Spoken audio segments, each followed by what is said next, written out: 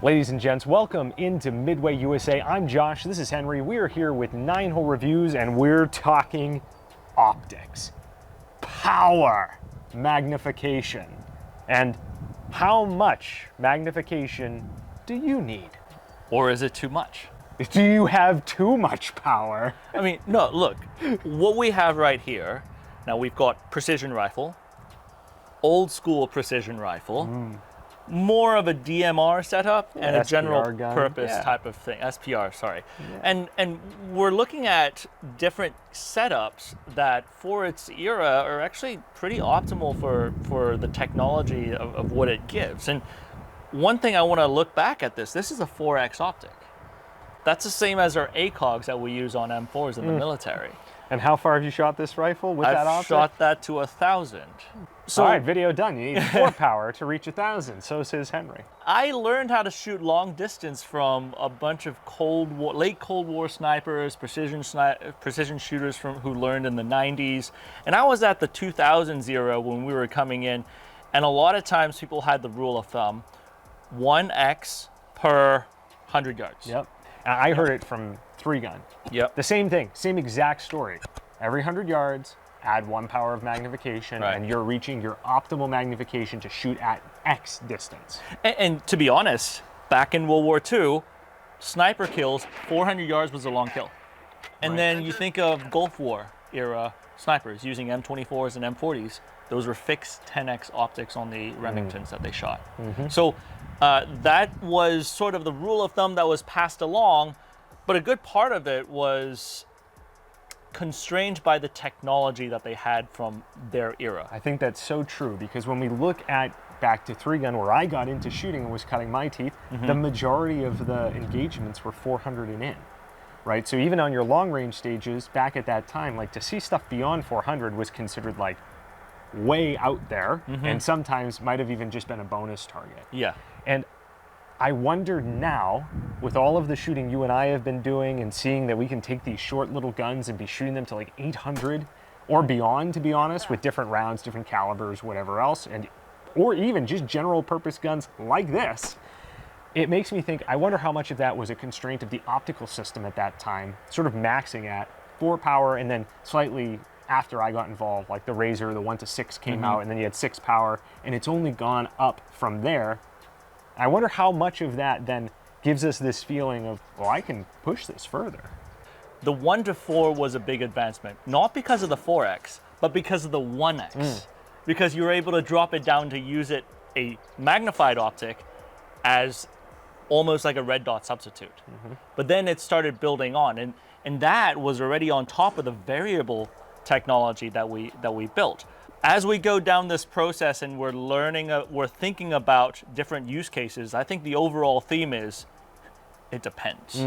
Because when we start talking within the context of 1 power per every 100 yards, and that's sort of been morphed, I think, in modern time to, I know Joe at Bruiser talks about 1.5 to 2 power for every 100 yards. The Ridgeline guys talk about 2 power for every 100 yards.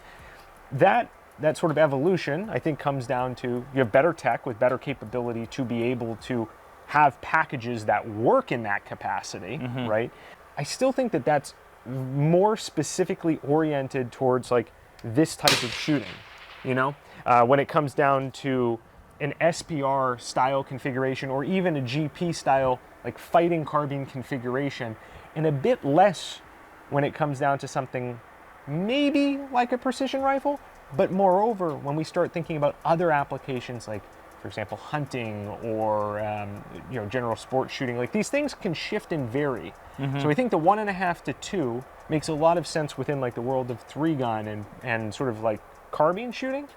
But let's explore through some of these other avenues. Starting off with what you have right here. I mean, this has got a top end, although only currently set to 15, and you can tell me more about that. This has a 36 power top end. Right. So, our range here maxes out at 1,000. So why a 36 power top end optic, Henry? Let's kind of explore how Josh and I's shooting styles differ. I come from a traditional long-range precision rifle doctrine, right? I learned on the fixed 10X, So I'm comfortable on lower end magnifications. And a good reason for that is I like to maintain situational awareness. The eye box is typically wider. I can get back on target fairly easy. It's a lot more forgiving on the eye relief. Like with your magnification dialed down from top. Correct, yes. Okay. So typically what I end up doing, if I have a precision rifle and I'm trying to shoot it, when it comes to actually taking it out to the field, I actually like to dial it back down towards the mid-range of the 525. Oh, that's an even greater variable then, because it's not just like, what do you actually need to shoot, which again, you've got it at 15 here, shooting Yes. at on an 800,000 meter range. Yes, the top end, I use it a lot for, let's say, 100 meters. I'm trying to confirm the rifle Like zero. perfect zeroing, so Correct. you're zoomed in hyper tight on a point of aim. Yeah, or I'm trying to figure out which ammo I want to use. Now, this one is a little bit special of a use case, though, because this is chambered in 338 Lapua Magnum. This is not a cartridge that I typically use to shoot 400 or 500 yards, because I could clear that with 308, no issue. I could clear that with a general purpose rifle nowadays, no issue with a 1:6, which, again, back in the 40s, 4X was king of the hill.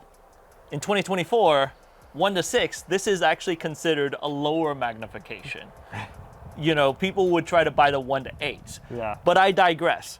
I kit this particular rifle out to shoot at ELR distances, extreme long range distances. Okay. So you're talking about 1 mile plus. You know, I wanted that So capability. what's that? That's 1,600 plus, 1,700 plus, Yes, right? yes. And if that's the case, honestly, the rule of kind of 2 power per every 100 yards actually kind of remains true for this particular setup then, to a degree.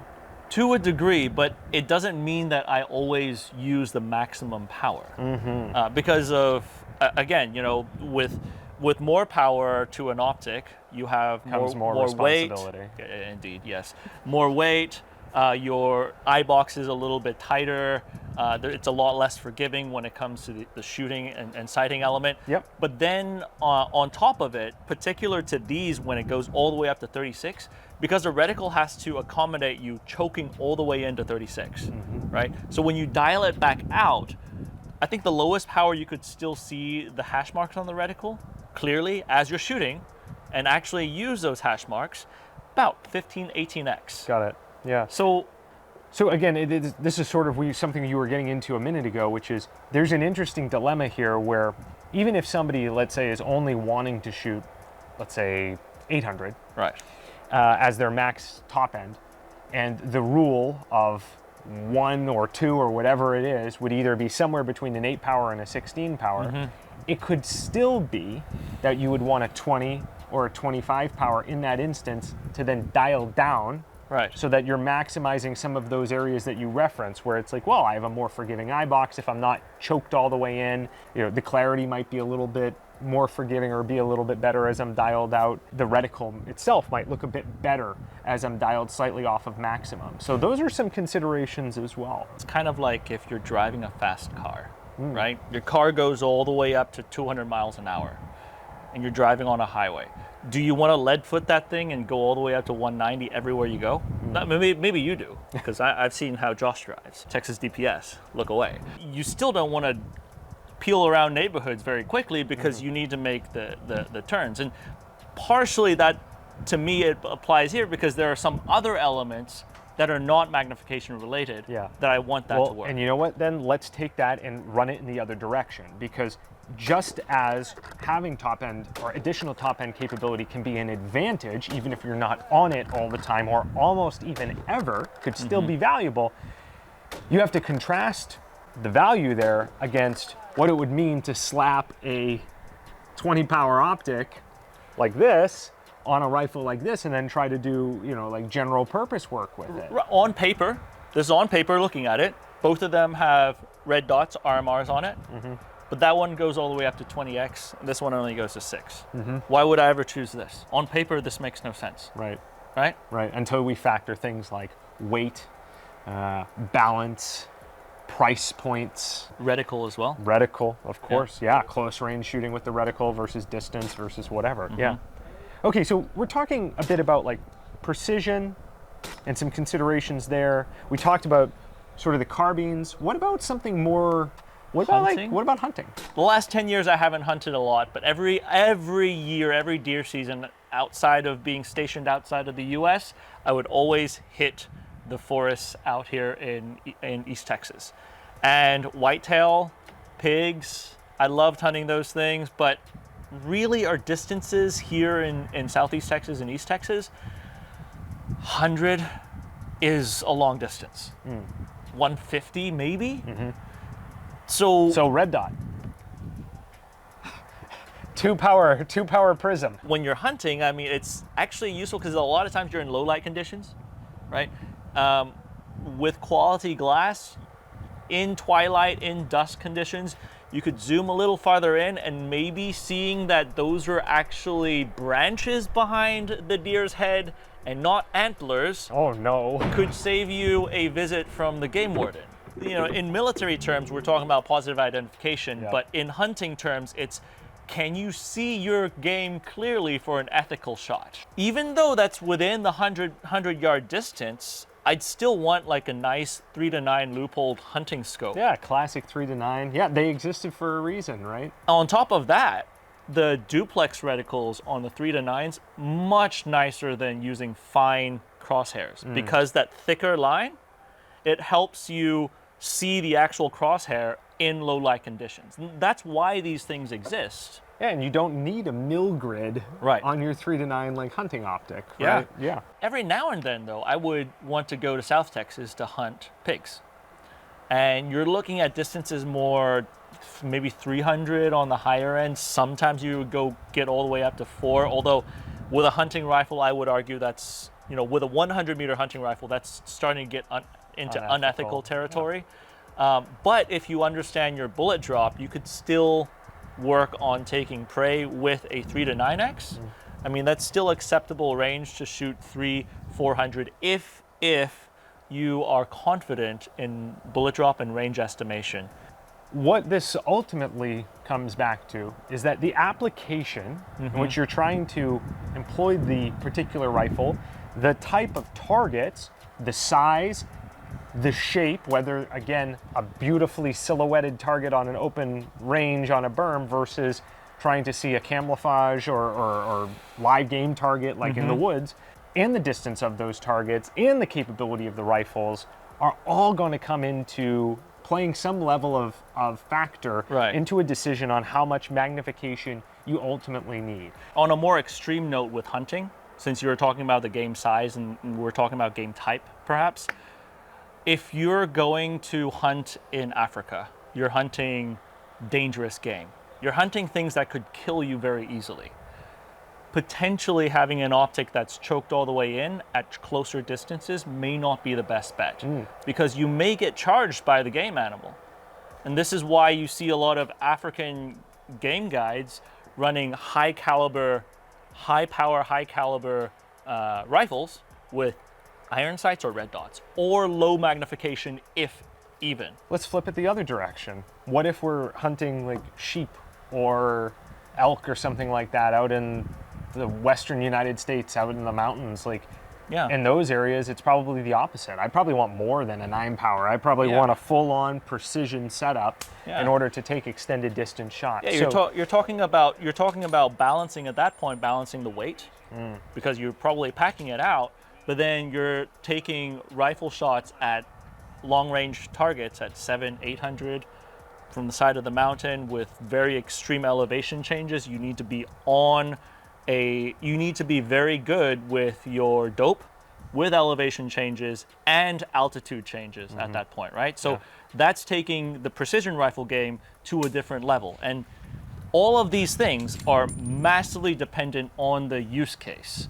So while we were saying it depends, that's why we wanted to kind of draw back towards different use cases to help you guys decide what exactly are you doing with your setup, what rifle are you shooting, and what makes sense in the long term when you're trying to decide which magnification. Is more always better? But that's a question that I think you guys have to answer yourself when it comes to your particular use case scenario.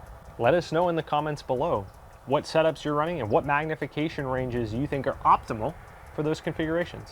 And on top of that, I would say also what use cases drove you to come up with those magnification solutions towards your setup. Guys, as always, till next time, we'll see you on the range. 716, this is Steel 96, 4 Vic, 8 packs, Red Con 1, green to green. How copy, over? Steel 96, this is